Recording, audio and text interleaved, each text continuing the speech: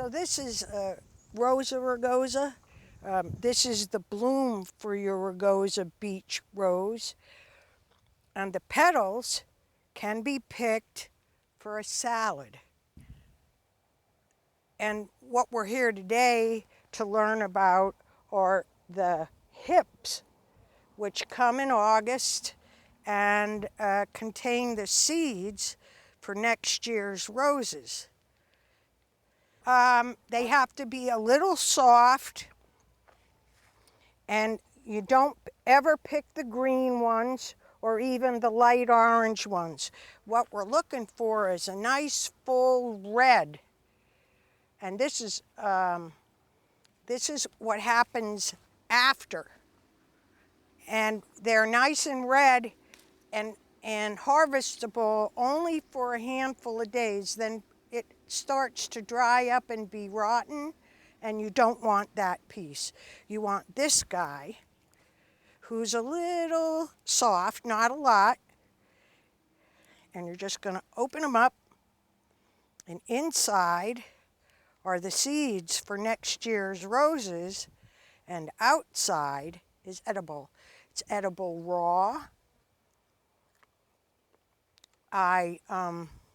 They're yummy.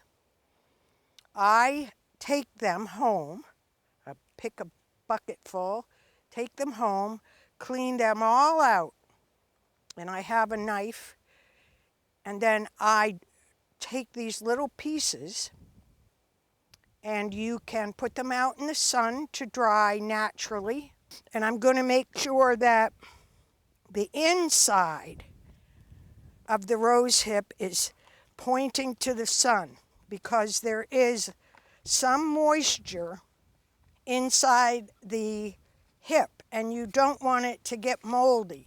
So you have to make sure it is sufficiently dried. If there's no good sun, which is not a problem today or any day, they go outside. I bring them in at night because you don't want any moisture from fog or dew. You're going to bring them in and you're going to put them out, and you're going to bring them in and you're going to put them out until they feel dry to you. And then they're going to go in a jar with a vacuum sealed top, and then you're in business. They are packed with vitamin C. And in the winter, when I was a little girl, the minute I got a sore throat or a runny nose, my mother went and got her jar of dried rose hips and made me a vitamin C rose hip tea. If you gather enough of them and clean them all out, you can make rose hip jam, which also is loaded with vitamin C, but it's wonderful. A lot of work, but I believe worth it. So this is not only a food for us, but it's medicine for us. And it's been that way for years.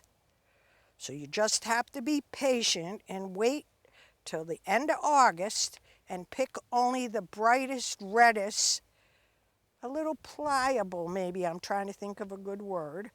We should remember they're spiny, spiny, spiny. So you're going to handle the branch with the leaves, because we don't want to destroy the plant in any way, because this is going to give us rose hips next year. See, there's a little give in this one, so she's ready to go. And so is she. But be thoughtful when you gather, that you're not destroying something that isn't ripe yet, that will help somebody else do what you're doing now. You take what you need, you use what you take, and you leave things the way that you find them. Whenever we're out foraging or gathering shellfish or seaweed, those rules are always the same. The Creator gave us those words so that there'll always be food and medicine for everybody.